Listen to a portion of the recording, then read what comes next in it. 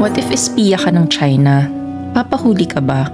Ako nga pala ang kapatid ni Alice ko na mayor ng Bamban. 我是爱丽做的姐姐. Malamang kilala niyo siya at sa tingin ko ay mas maigi kung magbibigay ako ng linaw kung sino ba talaga siya. At ito ang storya niya. Oo, tama kayo. Hindi talaga siya Filipino. Lumaki kami sa isang maliit na kubo sa Guizhou, China. Ang Guizhou ay isa sa mga pinakamahirap na lugar sa China. Kadalasan, ang triad ang nagpapatakbo ng bayan namin. Kung di mo alam kung ano ang triad, isa itong organized syndicate sa China. Kung merong yakuza ang Japan, kami naman ay may triad.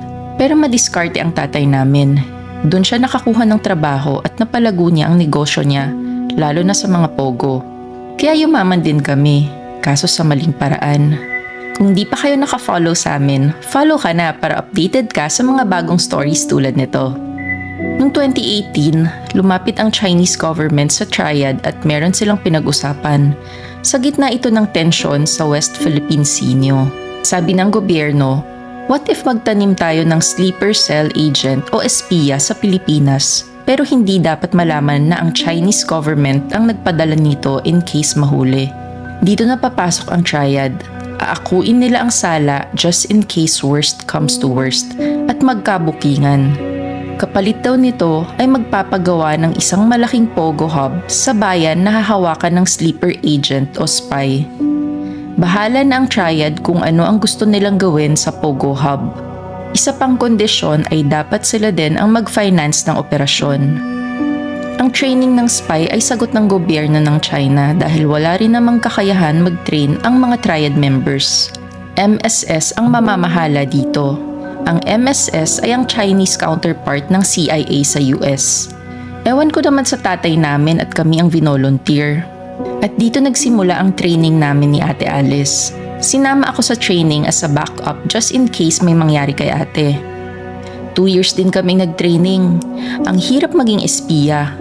Pero ang pinaka-challenge namin ay ang mag-aral ng Tagalog. Pansin nyo din sa hearing, may punto si Ate Alice at basic Tagalog words lang ang gamit. Kasi nga Mandarin talaga ang native language namin. Hindi rin okay ang backstory namin ni Ate Alice. Wala masyadong eksplanasyon sa mga nawawalang taon namin bago dumating ng Pilipinas. Sabi nila, wag na daw pansinin masyado. Madali namang mauto ang mga Pilipino. Pera lang ang katapat. 2020 pinadala si Ate Alice sa Bamban. At dito na nila plinano na maging mayor si ate sa Bamban. Isang maliit lang na munisipyo para di halata ng Philippine government. Nakapag-register din siya as a voter at nakapasa din sa COMELEC checking as a mayor candidate. Akalain mo yun, pera lang talagang katapat. And the rest of the story ay alam nyo na. Nanalo si ate bilang mayor. Nakapagpagawa siya ng malaking pogo site. At pati ang mga pogo workers ay ginawan din nila ng peking passport at birth certificate. Marami ring natutunan si Ate Alice sa Philippine government, lalo na sa emergency response nila in case may aatake. Lalo na din ang mga plano sa West Philippine Sea. Yun nga lang, na-raid ang pogo site na ito at na-trace kay ate. Magaling din si Ate Alice at nalulusutan niya ang mga tanong. Ang nakakatawa dito, kung sa ibang bansa ito, bitay ang katapat ng espionage. Pero dito sa Pinas, parang circus lang. Nakakatawa. Kaya nakikiride na lang din ng Chinese government sa circus na ito. Ginawa ng madramang backstory si ate. Nasa farm lumaki at anak ng katulong. Kasi mahilig sa mga gantong storya ang Pilipino. Nakakaaliw. At hanggang ngayon ay di pa rin inaaresto si Ate Alice. Kamote talaga ang Pilipinas. Pero kausap ko siya last week. Sabi niya, nagustuhan na daw niyang tumira sa Pilipinas. Ayaw na daw niya maging spy.